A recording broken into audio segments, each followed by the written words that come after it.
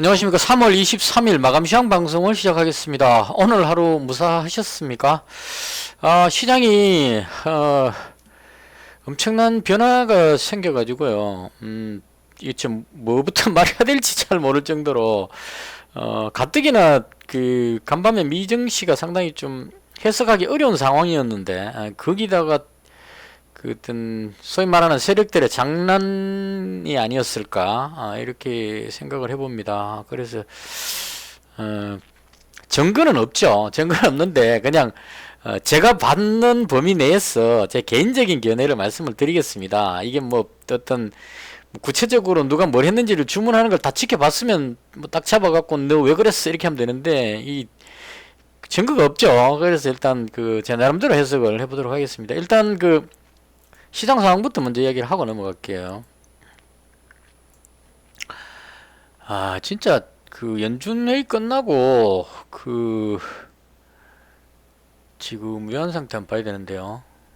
외환이 1280원입니다. 환율이 지금 상당히 많이 내려왔죠. 1300원대 밑으로 내려왔습니다. 이렇게 되면 이제 외국인이 매수할 수 있는 환경이 됐다, 이렇게 보면 될 것 같습니다. 그래서 그 환율로 봤을 때 외국인 이제 매수가 들어올 수 있는 1280원까지 왔으니까요. 그래서 그런 조건을 갖추고 있는 그런 날이었고요. 그 다음 10년물 국채금리도 한번 볼게요. 3.457입니다. 이건 그 특별하게 해석하기가 좀 어려운 것 같아요. 이게 너무 위로 올라가면 채권 금리니까, 그죠? 금리가 너무 위로 올라간다는 얘기는 긴축 우려감 때문에 올라간다, 이렇게 봐야 되는데, 너무 빠지는 거는, 금리가 빠진다는 얘기는 채권 가격이 올라가게 되는 거죠. 그러니까 이게 숫자가 너무 내려가면 시장 불안감을 느끼는, 은행 그 사태 일어났을 때처럼 시장 불안감을 느낀 투자자들이 안전자산인 금이나 채권 쪽으로 매수가 들어가기 때문에 채권 가격이 올라가면서 채권 금리가 내려온다, 이렇게 봐야 될 것 같습니다. 그래서 지금 대충 3.5선 근처에 있으니까 이건 금리 긴축 우려감도 아니고, 그렇다고 해서 또 그 은행 불안감도 아니고 대충 눈치 보고 있다, 이렇게 정도로 정리하면 되지 않을까 싶습니다. 그래서 시장 상황은 나쁘지 않아 보였고요. 그래서 아침에 제가 방송할 때 이걸 색깔을 안 바꿨군요. 하락했죠. 미증시가 좀 빠졌습니다. 1.6% 정도 빠졌는데요. 일단 이건 플러스죠. 유럽 증시는 먼저 끝났으니까, 유럽 증시 끝나고 파월 연준 의장이 한마디 하는 바람에 미국 증시가 저렇게 돼버렸거든요. 그래서 그걸 굳이 제 나름대로 해석을 해보자면 말입니다. 이게 지금 뭐 국내 증시가 문제가 아니고 해외 증시부터 먼저 지금 봐야 됩니다.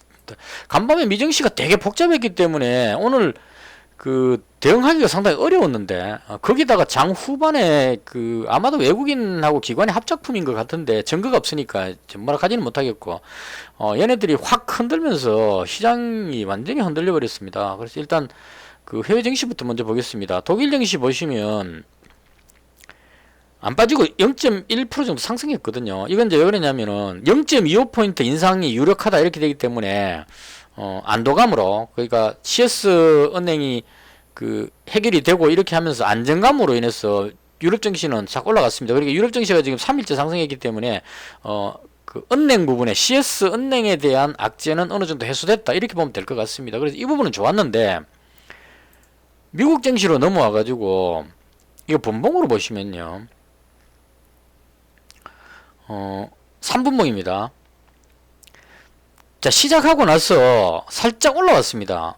이때 이제 연준에서 0.25포인트 인상, 이렇게 이야기를 한 부분 하고요. 그 다음, 그 지난번에 연준 의사록에 지속적으로 금리를 인상하겠다, 이런 표현이 있었다고 합니다. 근데 그 부분이 빠졌답니다. 그러니까 이제 연준 입장에서도 계속 올린다는 이 표현으로 인해서 은행이 자꾸 망하니까 그 불안감을 낮춰주기 위해서 지속적으로 금리를 올리겠다 하는 부분에 문구를 뺐다고 합니다. 그래서 그 부분으로 인해서 지금 장 출발하고 나서 상승을 했었습니다. 상승을 했고, 금리 발표가 이때 났는가 보네요. 올라가서 상승해갖고 흐름이 좋았는데, 정확하게 어느 시점에 발표가 나는지 모르겠지만, 일단 그 지속적인 금리 인상 문구가 빠지면서 0.25포인트 인상하니까 시장이 안정감을 가지고 상승을 했습니다. 여기서부터 아마 꼬였던 것 같아요. 그 파월 연준 의장이 지금 했는 멘트가, 일단 은행 위기가 더 확산되지 않을 것, 이 말 자체는 좋은 말입니다. 은행 위기가 더 이상 확산하지 않을 것, 이렇게 했기 때문에 좋은 말인데, 여기서 이제 기자가 질문을 했다고 합니다. 모든 은행들이 안전한가?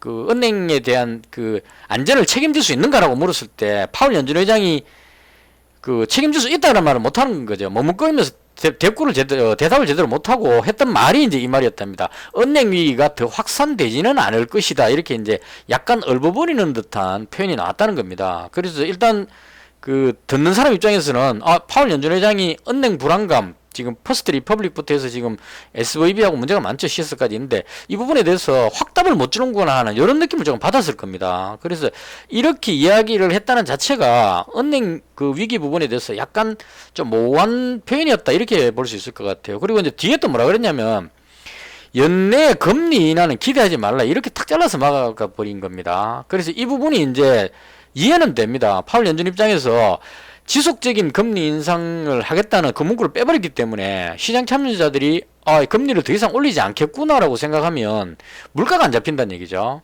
그래서 물가가 안 잡히는, 만약 금리가 내려갈 걸로 예상하면 사람들이 돈을 더 빌려가지고 돈을 더 풀어버리기 때문에 물가가 안 잡히게 되니까 그걸 막기 위해서 이제 약간은 매파적인 발언을 한 것 같아요. 연내 금리 인하는 기대하지 말라 이러면서 매파적 발언을 딱 했는데 이 부분에서 사람들이 실망 매물이 좀 나온 것 같습니다. 그러니까 그 은행권에 심각한 악재가 있었기 때문에 연준에서 이제 금리 인상 그만두고 앞으로는 약간 금리를 인하하는 쪽으로 올려내로 후반기에 가면 금리를 인하하지 않겠느냐라고 기대를 하고 있었는데 딱 잘라가지고 금리 인하는 꿈도 꾸지 말라고 탁 잘라버리니까 거기에 대해서 인하할 걸로 기대했던 사람들 입장에서 봤을 때는 에이 원래는 꽝이냐 이런 느낌으로 그 매물이 나온 것 같아요. 그래서 좀 흘러내렸고 그 다음에 이제 결정타 내린 게 아마 이 부분이었던 것 같아요. 그 제니 델런 재무장관이 그럼 국회인지 어딘지 그 청문회 가가지고 뭐라고 이야기했냐면 그 이제 그 전날 그 했었죠. 은행에 대해서 그 예금을 보장하겠다고 말했는데 그렇게 말하니까 이제 그 사람들이 질문이 체결되었습니다. 사람들이 이제 모든 예금에 대해서 그 보장을 해주겠느냐라고 물으니까 여기에 대해서 제니 델런 그 재무장관이 모든 예금을 보장하는 포괄보험은 고려하지 않는다 이렇게 말해버린 겁니다. 그러니까 그 전날 말할 때는 은행이 위험하면 보장을 해주겠다 이렇게 말했는데 모든 예금에 대해서 보장 못 해주겠다 해버리니까 사람들 생각에는 이거 보장해준다 그래놓고 왜 말 바꿨노 이렇게 이제 해석을 해버리는 것 같아요. 그래서 이 두 가지로 합쳐져 가지고 두 사람의 합작품인 것 같습니다. 파월하고 앨런의 합작품으로 해서 여기서부터 그 파월 연준 의장이 한 방 먹이고 연내 금리 인하는 없다 해갖고 한번 기죽여 놓고 그 다음에 그 모든 은행에 대해서 보장 못 해주겠다 해버리니까 놀래가지고 더 빠져버린 거죠. 쭉 빠져가지고 이제 끝이 났습니다. 그래서 이제 이 사태가 어떻게 진행될 것인가 하는 부분인데 일단 나스닥 기준으로 봤을 때 많이 안 빠졌습니다.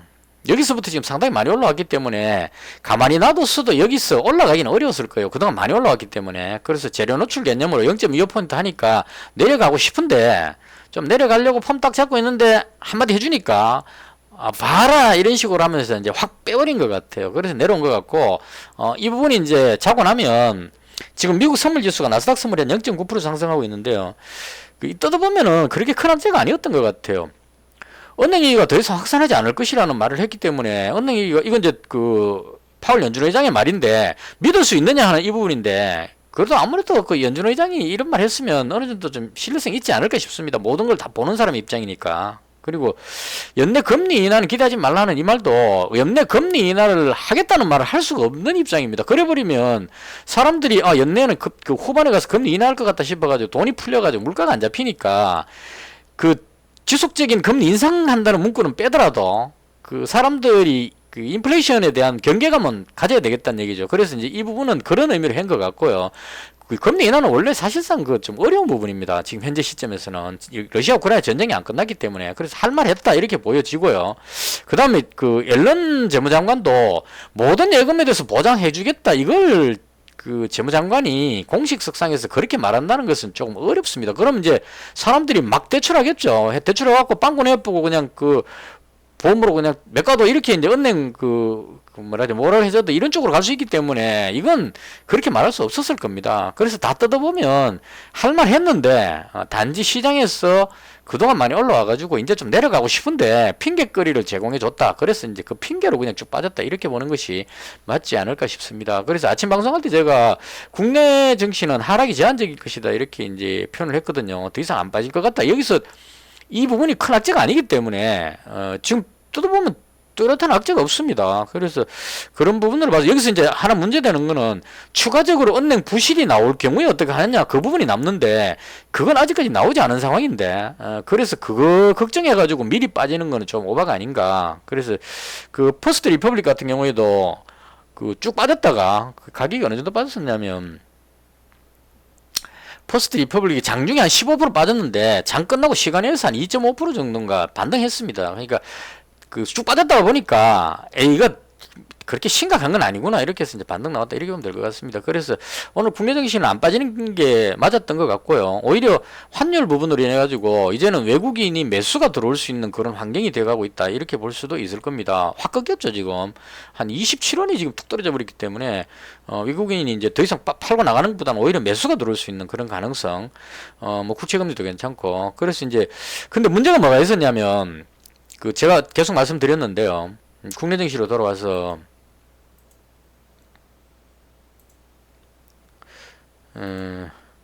국내 증시로 돌아와서 보면 그 코스피 지수가 무슨 문제가 있냐면 외국인이 지난번에 그 금융위기 걱정해가지고 여기서 그 선물을 1조 4천억인가 아마 매도했을 겁니다. 어느 타임인지 모르겠는데 매도를 했었거든요. 근데 이게 이제 조금씩 줄여가지고 뭐 2천억씩 3천억씩 줄여가지고 대충 지금 한 8천억대 9천억대 정도 된 것 같아요. 그래서 이 부분으로 해서 이제 선물을 대부분 줄이는 시간이 필요했고 오늘 줄이고 나서 마지막에 좀 강하게 매수가 좀 들어온 것이 아닌가. 그래서 외국인하고 기관이 거래소를 2천억대 정도 매수를 했습니다. 코스닥도 외국인이 1천억 정도 매수를 하고요. 물론 이제 약간의 장난인지 그 트릭으로 인해 가지고 확 떨어지니까 쉽게 말해서 푹 떨쳐놓고 밑에서 주었다 이렇게 보는 게 맞을 겁니다. 저도 그 타이밍에 주려고 막 이렇게 열심히 했는데 많이 못 줬어요. 불안해가지고 이게 사람이 심리적으로 잘 가고 있다가 코스닥 지수 한번 보시겠습니다. 오늘 코스닥이 강했거든요. 분봉을 보시면 이 본능적으로 이게 잘 안 쉽습니다. 잠깐만요.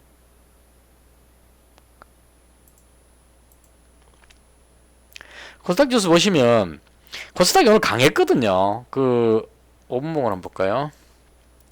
자, 여기서 쭉 밀어 올렸습니다. 미증시 하락했기 때문에 개발하고 떨어진 거고, 그 다음에 이제 꾸준하게 밀어 올렸습니다. 밀어 올려가지고 아주 강했습니다. 근데 지금 최근에 제가 계속 말씀드리는데, 코스닥 지수가 에코프로하고 에코프로비엠 같은 2차전지주들 때문에 왜곡이 되고 있다. 이걸 계속 말씀드렸거든요. 그러니까 이게 올라간 게, 진짜 코스닥 종목들이 쫙 올라간 게 아니고 에코프로하고 에코프로비엠을 쫙 매수하면 올라가면 그 외에 2차전지 관련주들 쭉 올라가면 대부분이 코스닥 종목이기 때문에 지수 자체가 땡겨 올라가 버립니다. 워낙 많이 올라가 버리니까 시가총액이 워낙 크다 보니까요.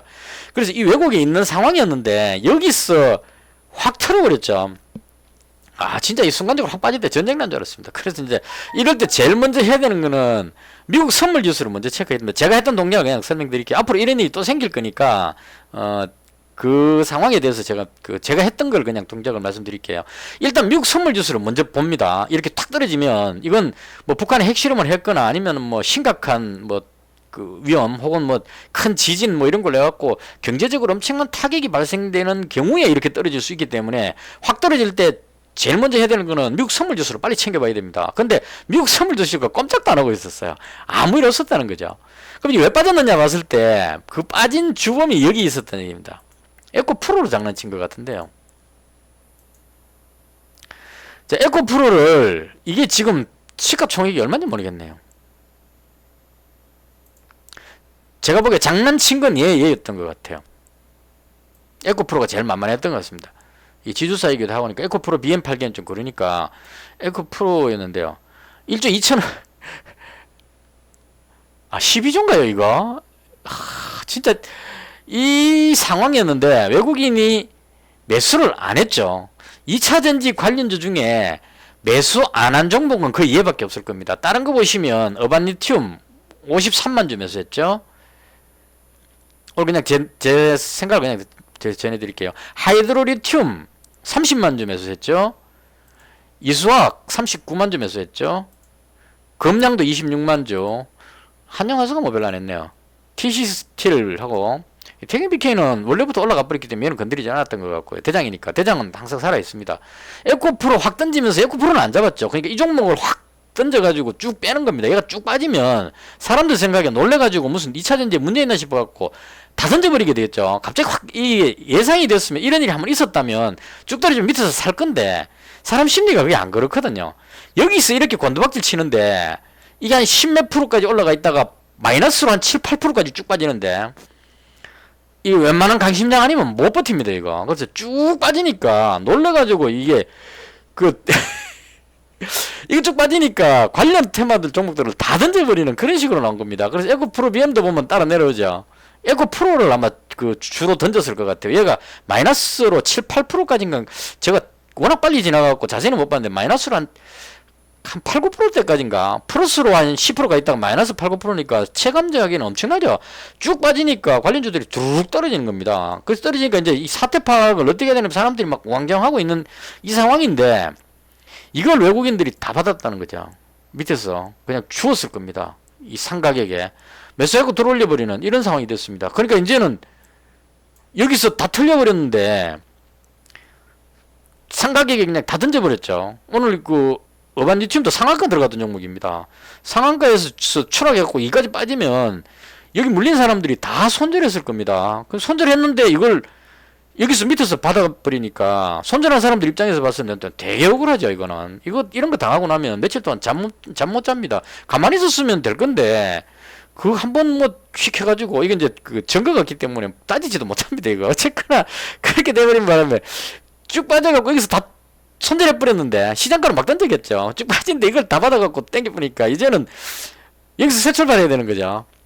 엄청난 손절을 했는데 이 종목을 다시 사야 되나 말아야 되나 지금 엄청나게 고민하고 있을 겁니다. 그래서 이렇게 해서 2차전지에서 엄청난 엄청난 파동이 있었다. 지금 보시면 다 똑같습니다. 쭉 빠지죠. 이수학도 쭉 빠졌다고 올라갔죠. 근데 그나마 제일 외국인들이 매수를 안 하고 확 던진 게 에코프로였지 않나. 보시면 외국인 기관이 매수를 전혀 안 했습니다.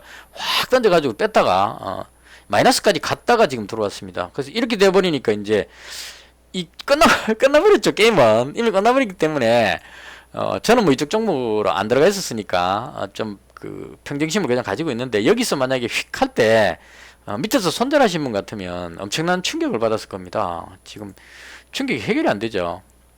한 10% 올라가 있다가 마이너스 8%에서 던졌으면 한 18%를 순식간에 팔았는데 이게 마이너스 8%에서 팔았는데 보합값 뿌리면은 여기서 또 8% 손실 더 본 것 같죠, 느낌에. 그래서 이런 식의 어떤 일이 있었고요. 이 사건이 2차전지 시가총액이 높은 코스닥의 시가총액이 높은 2차전지 쪽으로 확 빠지니까 코스닥 지수가 상승을 해갖고 한 1%대까지 넘어갔었지 싶은데 1%대 가고 있다가 그게 쭉 빠져가지고 하락해버리는 겁니다.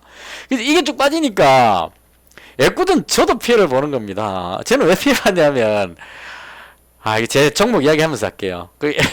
아니 애꿎은 저도 그냥 등달아서 빠지니까 이게 이제 이럴 때 아마 대충 해석을 해보자면 지금 개인 투자자들이 2차전지를 되게 좋아한단 말입니다. 그러니까 기관이나 외국인들이 특히나 에코프로 BM 같은 이런 종목을 공매도로 계속 쳤다가 쇼커버링 되면서 튀어올라 버렸거든요. 근데 튀어올라 가지고 여기서 또 이제 공매도 작업해 보려고 눌렀을 겁니다. 눌렀는데 오늘 또 얘가 거의 이것도 한 20% 가까이 올랐는가. 공매도로 작업해 가지고 그동안 여기서 올라갈 때 쇼커버링 해갖고 손실 엄청나게 못 끝냈는데 이게 또 여기서 또 공매도로 제가 또 누르고 있었겠죠. 누르고 있었는데 오늘 또 올라가니까 이대로 놔두면은 손실이 이제 너무 커지니까 이걸 그냥 확 틀면서 환매수를 하지 않았을까 개인적으로 매도해놨던 걸 확 줄여가지고 그 부분에 대한 손실을 줄이는 그런 용도가 아니었을까. 그러니까 탁 던져가지고 밑에서 사게 매수하겠다 이런 의미보다는 공매도 쳐갖고 계속 후달리니까 되게 한번 흔들어가지고 너가 한번 죽어봐라 그러고 확 흔들어가지고 쭉 빠질 때 그걸 좀 어느 정도 많이 하지 않았을까 그렇게 생각합니다. 그래서 이제 한번 흔들려버리면 이제 사람들 생각에 좀 불안해집니다. 이제 이게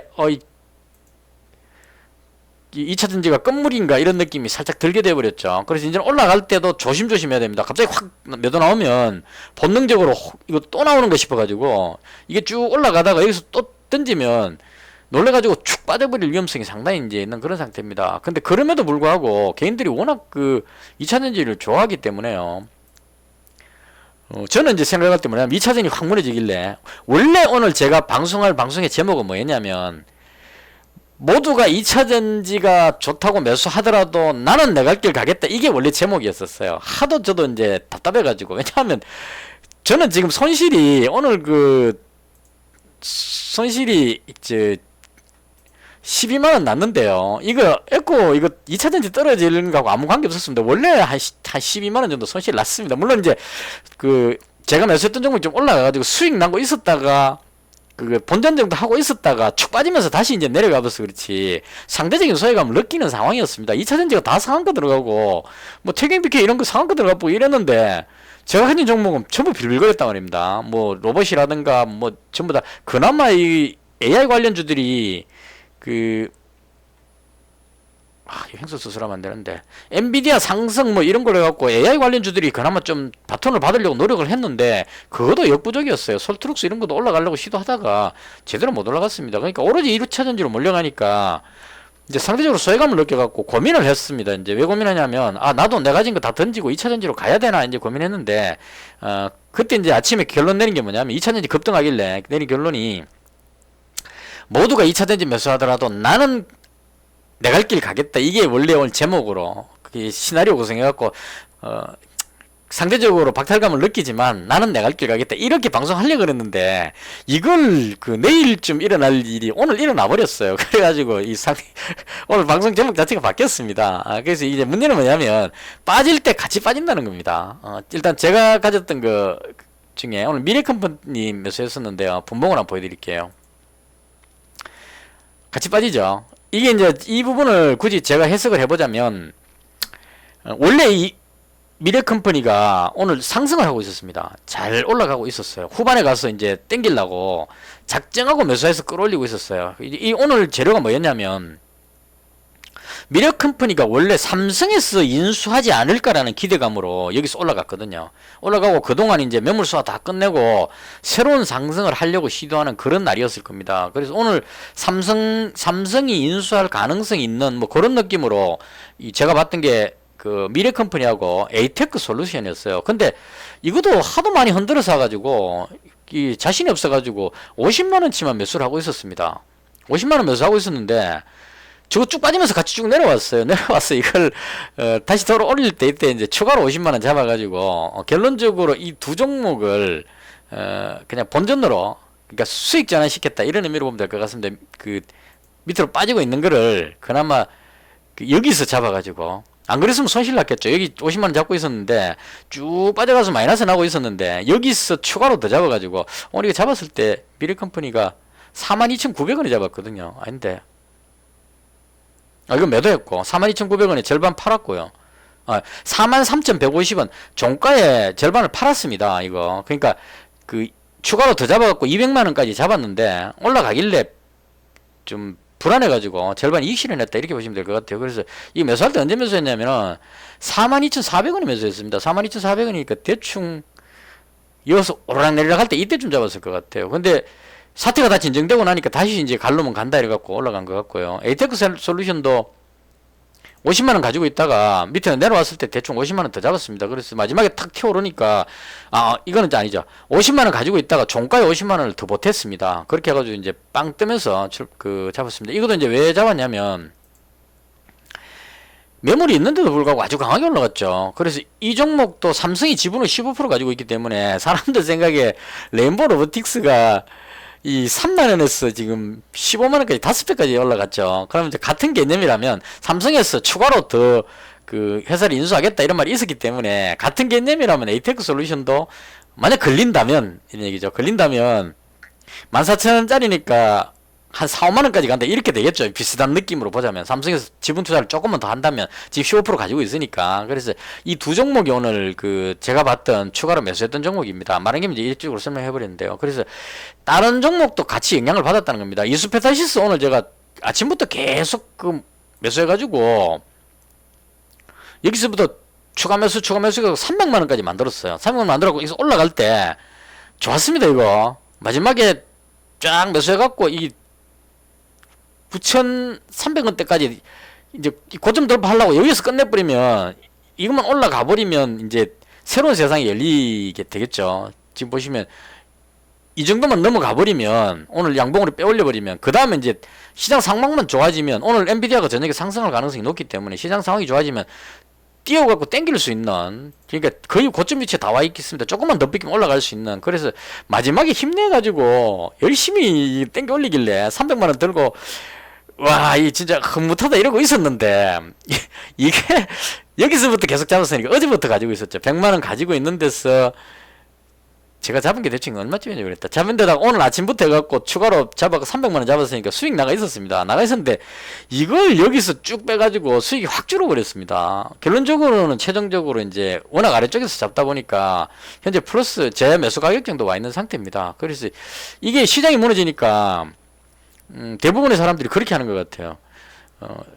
2차전지 문제가 생기면 2차전지를 팔고 다른 종목으로 가자 이렇게 할 줄 알았는데 그게 아니었습니다. 2차전지가 확 빠지니까 이거 분명히 장난이다. 그러니까 2차전지 내려오는 2차전지를 사게 잡으려고 가지고 있던 걸 다른 거 다 던져보고 그쪽으로 다 가버린 것 같아요. 그러니까 상대적으로 더 빈곤해져 버렸습니다. 다른 종목 가지고 있는 사람들은. 그 덕신하우징도 오늘 잘 돌려서 올라가고 있다가 많이는 아니었지만 잘 찾고 있다가 뻥카니까 쭉 빠져버리죠. 그 제가 간 종목 다 밑으로 쭉 빠졌습니다. 그 사태 이후에. 그래서 엄청나게 좀 상대적으로 피해를 더 많이 봤다. 왜냐면 사람들이 다 2차전지에 가버렸기 때문에 이제는 그 다시 온다는 보장도 없고 그래서 지금 상당히 또 난감해지는 그런 상황이 됐습니다. 그래서 대충 그 오늘 그 제가 봤던 어떤 그 범위 내에서 설명을 드렸고요. 일단 그 한마디로 2차전지가 난리였고 여전히 그 매수세는 살아있다. 진짜 2차전지로 뿌리를 뽑으려고 하는 것 같습니다. 그렇게 흔들었는데도 다시 또 올라가고 있죠. 이수학 오늘 29%에서 계속 횡보하고 있었습니다. 이거 여기가 29%선입니다. 상한가 들어갈 때 말씀 가고 있다가 갑자기 제가 그냥 에코프로가 쭉 빠지니까 놀래가지고 같이 던져버렸죠. 던지는데 이제 던지고 나서 보니까 아니니까 뒤늦게 이제 여기서 다 던져놓고 지금 여기서 매수가 들어오고 있는 그런 상태입니다. 그래서 아직까지 2차전지는 매수세가 살아있고 개인적으로 봤을 때는 원래 안 들어갔는데 뒤늦게 여기서 또 들어가는 것도 또 좀 무섭다 이런 생각이 들어서 저는 2차전지를 그렇게 좋게 안 봅니다. 개인적으로. 왜냐면 그 실적이 좋고 한 거는 일부 종목이거든요. 근데 제 개인적인 견해입니다. 어디까지나 그 실적이 탁월하게 좋게 나온 종목들은 지금 보시면 이수학 별로 실적이 안 나왔죠. 실적이 되게 좋은 거는 이런 종목입니다. 에코프로 BM 같은 종목 엄청나게 뛰었죠. 영업이익이 2배로 뛰었으니까. 여기서부터니까 영업이익이 3배로 뛰었죠. 매출도 거의 한 3배 이상 뛰고 순이익도 그렇고 이렇게 뛰니까 이걸 빌미로 해서 확 끌어올릴 수 있었는데 다른 건 실제로 그렇지 않습니다. 보면 이수학 이런 거 보면 실적은 그렇게 탁월하지 않습니다. 이게 이제 차이가 뭐냐면 삼성 SDI에서 뭐 개발하고 있는 전고체 배터리인가 뭔가 개발하면 대박이다 이런 느낌. 그래서 이제 그거 믿고 막 올라가고 있는데 개발하면 대박인데 이게 저는 이제 확실하지 않은 거는 마치 그런 느낌. 바이오 관련주들이 뭐 암 치료제 연구 중인데 개발하면 대박이다 이런 느낌으로 막 올라가고 있는 그런 느낌이라서 저는 일단 들어가지 않습니다. 이 태경비계도 마찬가지일 겁니다. 아마 여기서 그렇게 제가 매매할 때는 눌러가지고 계속 손절시켜 놓고 여기서 상한가까지 당겨 올려버렸습니다. 이제 재료는 똑같습니다. 여기서도 그렇고 여기서도 그렇고 코커스가 2차전지에 들어간다고 이래가지고 그 코커스 어떤 뭐 이런 쪽에 뉴스가 있었는데 그 뉴스가 여기 이전에도 있었습니다. 오래전에 있었던 뉴스인데요. 그런 뉴스 있을 때 계속 그 외국인 눌러가지고 뺐다가 외국인이 매수해갖고 땡겨 놓으니까 물량 다 묶고 나니까 그 재료로 인해 갖고 상가가 가버리죠. 이제 개발되면 대박인 건 맞습니다. 개발되면 대박인데 개발되느냐 안 되느냐는 또 다른 문제죠. 근데 일단 얘가 오늘 대장이다. 왜냐면 저렴하잖아요. 2차전지 중에 지금 가장 가벼운 종목입니다. 8,000원짜리 2차전지 관련주는 없죠. 그러니까 이제 작정하고 고점 뻗겨가지고 다른 거 출렁해도 얘는 꼼짝도 안 하고 있는 그런 상태입니다. 이거 단일가에도 꼼짝 안 하고 있을 겁니다 아마. 그죠? 계속 날아가 있다 이 얘기죠. 이제 네가 대장이다 이런 느낌. 그래서 이런 식으로 시장이 흘러갔고 계속 이야기해봐도 슬픈 이야기밖에 안 되죠. 남들이 2차전지로 돈 벌고 있을 때 이것도 2차전지도 다 돈 버는 건 아니고요. 제가 보기에 잘 못 올라갑니다. 이 밑에 있는 애들은 장비주 오늘 또 거꾸로 좀 밀리고 있고, 그죠? 이게 밑에 잡고 있는 종목은 제대로 돈 못 벌었을 겁니다. 돈 못 벌었고 여 위에 있는 종목 잡은 사람들 이런 일봉으로 어반툼 뭐가 잘못됐죠? 얘는 크게 안 올랐네요. 계속 행보하는 느낌이었네요. 에코프로 BM 이런 종목이 많이 올라갔네요. 그래서 이런 거 가지고 있던 사람들은 돈을 많이 벌었을 거고 뭐 계속 올라갔으니까요. 근데 지금 이 시점에서 들어가야 되느냐? 개인적으로는 뭐 어차피 안 들어갔는데 시장이 모두가 저리 가더라도 원래 오늘 방송하려는 내용처럼 모두가 2차전지로 가더라도 나 혼자 여기서 새로운 영역을 구축하겠다 이런 마인드로 지금 하고 있습니다. 그러니까 돈 못 벌지라고 말씀하시는 분도 있겠지만 그래도 어쩔 수 없습니다. 제가 이 논리적으로 접근이 안 되면 안 되기 때문에 대신에 이제 그 손실은 조금씩 보고 있지만 그 배팅을 그냥 900만 원 정도 배팅을 치고 있습니다. 전에는 좀 움츠려 들어가지고 뭐 100만 원을 3등분 해가 매수하고 뭐 이렇게 하지만 지금 한 300만 원씩 막 질러보고 이렇게 합니다. 그래서 조금 이제 한번 걸리기만 걸리라 이런 마음으로 좀 과감하게 배팅을 하고 있는 그런 상태고요. 에티에크 솔루션 이거 8%나 올라갔네요. 이건 진짜 삼성에서 인수하는가? 이거는 만약에 상한가 들어가면 팔겠습니다. 왜냐면 오늘 손실이 컸기 때문에 한 9만 원 정도 해서 하면 이제 물론 이게 상한가 들어가고 나면 내일 갭으로 뜨니까 뭐 갭으로 상한가까지 들어갈 수도 있겠지만 물론 그건 이제 내일 수익은 수표고 오늘은 현금이죠. 전에 이렇게 해갖고 제가 팔았다가 한 9%의 상한가에서 팔았다가 그 다음날 상한가 들어가버리고 30% 날려버리는 그런 경우도 있습니다. 근데 그렇다 하더라도 일단 이 상한가 근처에 가면 저는 상한가에 안 팔고 상한가보다 한 두 틱 내려서 팔기 때문에 계속 올라가고 있네요. 상한가까지는 안 가겠죠 설마. 하여튼 그런 느낌으로 저만의 영역을 구축한다는 마음으로 제 스타일에 맞게끔 가겠습니다. 이 2차전지 이런 데는 오늘처럼 저렇게 모든 사람들이 확 몰려 들어갔다가 확 던져가지고 몰살시켜버리는 이런 작태를 보일 수 있기 때문에 외국인이나 기관이 돈 앞에는 인정사정 없는 것 같아요. 제가 보기에는 그런 경험 많이 하셨을 겁니다.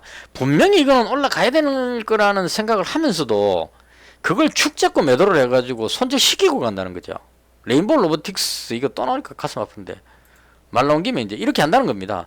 처음 뉴스 나왔을 때 이날 삼성에서 지분 투자했을 때 대박이잖아요. 그래서 여기서 100만 원 잡고 밑에다가 100만 원 더 잡으려고 그러다가 이걸 쭉 계속 흘러내리는 겁니다. 마치 이게 뭔가 뉴스가 잘못된 것처럼 쭉 흘러내려가지고 밑에서 손절해 버렸는데 그 다음부터 올라가고 여기까지 가버렸어요. 이제 그 다음 못 잡죠.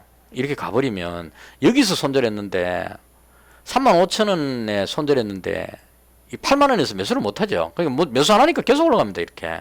그래서 이런 식으로 이제 되는 게 시장인 것 같습니다. 그러니까 뭐 억울해도 할 수 없죠. 이거는 개미의 비애가 아닐까 싶고 오늘 같은 경우도 제가 봤을 때 원칙상으로 하면 2차 전지가 계속 올라가면 공매도 쳤던 외국이나 기관이 손절을 해야 되는 게 맞을 겁니다. 그래서 급등하는 모습이 나와야 될 건데 이걸 확 틀어가지고 밑에서 쭉 그냥 한순간에 쭉 빼가지고 여기서 자기들이 대량으로 매수해버리는 이런 식의 흐름이 나왔다 이렇게 보면 될 것 같습니다. 제가 말하는 건 추측성이기 때문에 이게 전혀 근거는 없습니다. 그러니까 심정은 있는데 물증이 없죠. 근데 이게 진압보고 나면 할 말 없는 겁니다. 그렇게 했다고 해서 너 왜 그랬니? 할 수가 없잖아요. 그래서 그거 당하고 나면 할 수 없다고 봅니다. 아, 뭐 어쩔 수 없이 뭐 됐네 하고 이제 빨리 정리해야 되겠죠. 마음을 잊어야 되겠죠. 아, 오늘 정말 재수 없었네 이렇게 딱 정리하고 마음을 정리하고 비우고 그 다음에 이제 내일은 또 새로운 어떤 그런 그 준비를 해야 되지 않을까. 오늘 만약에 그 2차 전지에서 그 혼란이 있으셨던 분이라면 그렇게 해야 되지 않을까 개인적으로 그렇게 생각합니다. 에코프로도 올라가고 있고 신기하죠. 그렇게 밑에서 다 던져놓고 지금 또 매수 갖고 올라가고 있는 다 올라갑니다 단체로. 이렇게 이제 올라가니까 문제는 그 이렇게 올라가니까 돈이 이쪽으로 가고 있으니까 다른 종목은 다 던지고 이쪽으로 온다 이렇게 보면 되겠죠. 그래서 제가 가진 이수페타시스 이런 종목은 힘을 못 쓰고 있다. 이렇게 보면 될 것 같습니다. 대충 이렇게 해서 오늘 그 제가 봤던 시장에 대한 설명을 모두 마치고요. 혹시나 그 제가 받는 것 중에 잘못 본 부분이나 아니면 뭐 다른 쪽에 뭔가 이렇게 오늘 시장에 대해서 어떤 이렇게 느낀 부분이 있으시면 댓글에 좀 공유를 했으면 좋겠습니다. 저는 이렇게 봤는데 실제로는 그게 아닐 수도 있으니까요. 그런 부분이 있으시다면 댓글에 좀 남겨주시면 저도 읽어보고 아 이랬구나 뭐 이렇게 이제 후반에 이때 있죠. 출렁할 때 이때 상황에 대해서 의견을 적어주시면 저도 참고를 하겠습니다. 오늘 엄청난 하루였고요. 지금 현재 미국 선물지수는 나스닥이 0.94니까 1% 정도 상승하고 있어서 오늘 저녁에 미증시는 상승할 것으로 예상이 되고요. 문제는 2차전지가 시장을 엄청나게 왜곡시키고 있다는 겁니다. 내일장에 그 2차전지가 얼마나 또 이 큰 파도를 일으킬지 거기에 집중하면서 2차전지 매매 안 하더라도 2차전지를 앞에다 딱 갖다 놓고 얘들 움직이는 거 보면서 내일은 만약에 2차전지가 내려간다면 이제는 다른 섹터 쪽으로 옮길 가능성이 좀 있다 이렇게 보는 게 맞을 겁니다. 내일도 2차전지 올라간다 그럼 다른 섹터는 이건 있어요. 마지막으로 한마디만 더 할게요.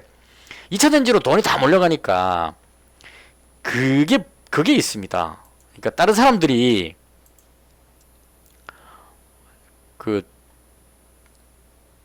그러니까 다른 쪽을 다 팔고 가버리니까요. 그쪽에 내려오는 종목들을 살 수 있는 기회를 준다는 겁니다. 그래서 오늘같이 이렇게 에이테크 솔루션 같은 이런 종목 안 그랬으면 상한가 들어가 버렸을 겁니다. 못 따라 들어갔을 건데 저기서 출렁하니까 그냥 매수할 수 있는 기회 이런 느낌으로 그래서 2차전지가 흔들릴 때마다 그동안 봐놨던 종목 중에 괜찮아 보이는 제가 간이 종목 설명을 안 했네요. 이거 제일 중요한 걸 해야 되는데 일단 도화 엔지니어링은 손절해 버렸습니다. 이거는 뭐 우크라이나 재건 어쩌고 여기에 다른 종목들이 다 밀리니까 시진핑이 뭐 별 볼 일 없었다 이래갖고 다 밀리니까요. 빠지길래 그냥 팔아버렸고요. 그다음 덕신아 호징은 그대로 가지고 있습니다. 이건 이제 시간이 하락하고 있네요. 이거는 계속 가져갈 생각입니다. 개인적으로 왜 그렇게 생각하냐면은 다른 거 다 팔아버렸거든요. 그러니까 가덕도 신공항이라든가 우크라이나 재건 뭐 등등 해가지고 이 건설 관련한 부분의 종목을 다 팔아버렸기 때문에 하나 정도는 가지고 있어야 되겠다. 근데 왜 덕신하우징을 선택했냐면 이 종목이 건설 비수기고 상당히 안 좋은 상황인데도 불구하고 실적이 잘 나왔습니다. 그래서 실적 믿고 그냥 잡았고요. 지금 여기서 100만원 잡고 여기 내려왔을 때 100만원 잡았죠. 오늘 여기서 100만원 잡으려고 주문 넣었는데 출렁할 때까지 안 내려왔어요. 약간만 내려오고 안 내려오더라고요. 오늘은 덜 올리려는 모습이 나왔습니다. 그래서 이거 더 빠지면 추가로 매수하겠다 이런 마음으로 지금 하고 있고요. 그 다음 이수페타시스는 아까 말씀드렸고 우린 PTS는 어제 장 끝나고 무슨 일이 있었느냐 하면 오늘 시간이 좀 많이 걸렸는데 죄송한데요. 우린 PTS는 무슨 일이 있었냐면 장 끝나고 나서 스팸 과다 종목으로 경고 나왔습니다. 투자 유의 지정 걸렸습니다. 그러니까 스팸 과다라는 건 아마 그건 같아요. 동호회 같은 데서 홍보글을 막 날리는 거 있죠. 그러니까 우린 PTS 급등 상한가 뭐 이런 식으로 저도 많이 봤는데 내일의 급등주 뭐 우린 PTS의 전재산 몰빵하라 뭐 이런 식으로 막 그걸 막 날라옵니다. 나오는데 그거 너무 많이 하면 스팸 과다 해가지고 경고 걸리는데요. 대체로 스팸 과다 걸리면 사람들이 주춤합니다. 이게 심리적으로 본능적으로 그렇습니다. 왜냐하면 스팸 없었으면 이 종목이 로봇 감속기부터 해서 올라가기 딱 좋았는데 스팸이 많았다는 얘기는 누군가가 끌어올리려고 엄청나게 여기서 장난을 했다 이렇게 해석해 버릴 수 있기 때문에 올라가면 얘들이 스팸 막 동호회 애들이 팔고 빠버릴 수 있잖아요. 그래서 이 부분을 진정될 때까지 그냥 눈치 보는 식으로 있을 겁니다. 근데 오늘 후반부에 끌어올렸어요, 이거도. 거의. 끌어올려가지고, 이쪽으로 올리려고 생각했는데, 마찬가지로 출렁하면서 같이 빠져버려가지고, 조금 문제가 됐고요. 개인적으로 스팸 과다 뜨고 나서, 어제 이 종목, 가지고 있던 거 정리하고, 아침에 정리하고, 저쪽으로 넘어갔습니다. 이수페타시스로 넘어갔습니다. 그러니까 결론적으로, 우린 PT에서 100만원 남겨놓고 이수페타시스로 300만원 이렇게 했습니다. 비중 조절을 했다 이렇게 보시면 될 것 같고요. 스팸 과다니까 이 부분에 대한 좀 진정이 되고 나면 그때 다시 추가로 들어가 보는 방향으로 그러니까 스팸 과다로 인해서 안 내려오고 이 자리만 지켜준다면 재차 상승할 가능성이 높지 않을까 그런 관점으로 보고 있습니다. 그래서 가지고 있고요. 그 다음 포스텍은 어제 또 실수했던 것 같아요. 포스텍 어제 시간의 거래에서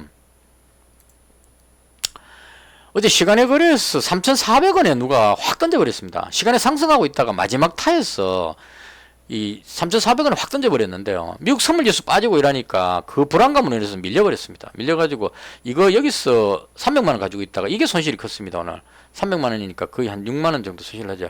200만원 손절을 했습니다. 손절하고 100만원 남겨놨습니다. 이건 제가 잘못했던 것 같아요. 왜 잘못했냐면 4분기 실적이 좋게 나왔기 때문에 밑에서부터 모아가지고 덕신하우징처럼 밑에서부터 빠질 때 잡고 더 빠지면 또 더 잡고 이런 식으로 해서 모아가야 되는데 실적에 대해서 해석을 너무 좋게 봐가지고 급등하겠지 이러고 확 질러버렸다가 이건 제가 잘못했기 때문에 손절했다 이렇게 보시면 될 것 같아요. 그래서 300만원에서 줄여갖고 100만원 가지고 있고요. 오늘 큰 사건 때문에 제가 말을 많이 했네요. 그 다음 신규 매수가 미래컴퍼니하고요. 미래컴퍼니는 오래전부터 삼성에서 투자할 것 같다는 느낌으로 계속 오르고 있었습니다. 그래서 조정 다 받고 이제 재차 땡겨 올리려는 그런 그림이고요. 에이테크 솔루션은 지금 삼성이 15% 지분 가지고 있습니다. 근데 이게 이제 왜 호재로 작용하느냐면 제가 보기에 레인보우 로보틱스 10% 가지고 있다가 추가로 5%더 매수하면서 4%인가 더 인수하면서 급등해 버렸거든요. 추가로. 그래서 같은 의미로 15% 가지고 있는데 추가로 더 잡으면 똑같은 효과가 나오지 않느냐 그런 의미로 보는 것 같아요. 사람들이. 그래서 그렇게 보면 얘도 레인보우 로보틱스처럼 가지 않을까라는 그런 기대감으로 지금 시간에도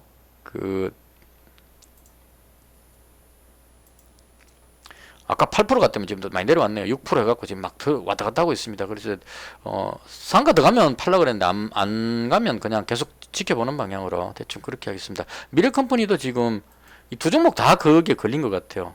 들썩들썩하고 있고 이렇게 해서 오늘 제가 봤던 시장에 대한 설명을 모두 마치고요. 내일은 또 새로운 마음으로 조금 더 열심히 해보도록 하겠습니다. 오늘 관심 종목 엘컨텍이었는데 이거는 매수하지 않았습니다. 왜냐하면 갭으로 떠버려 가지고요. 이거 갭 떠버리면 꽝이거든요. 엘컴텍은 언제 올라가느냐면 금가격도 중요하지만 시장이 급락할 때 올라갑니다. 인버스 개념으로. 그래서 이 마지막에 지수 확 빠질 때 쭉 올라갔었죠. 올라갔는데 지수가 안정을 찾으니까 다시 내려가 버리는 이런 상황입니다. 그래서 이건 노리고 있다가 지수가 급락하는 악재가 발생했을 때 금가격이 좋으니까 악재가 발생했을 때 들어가는 것이 맞지 않을까. 이것도 외국인이 어제 137만 8천 주를 어제 매수했기 때문에 그거 보고 이제 들어갔는데 지금 외국인 다 털어버렸죠. 여기 지금 외국인은 장난치는 것 같습니다. 그러니까 샀다가 그 다음 팔고 또 샀다가 팔고 이렇게 완전 단타 치고 있는 그런 느낌입니다. 그래서 이건 주의해야 되지 않을까 싶고요. 대충 이렇게 해서 오늘 제가 봤던 시장에 대한 설명을 모두 마치겠습니다. 의견 있으면 댓글 주십시오. 마치겠습니다.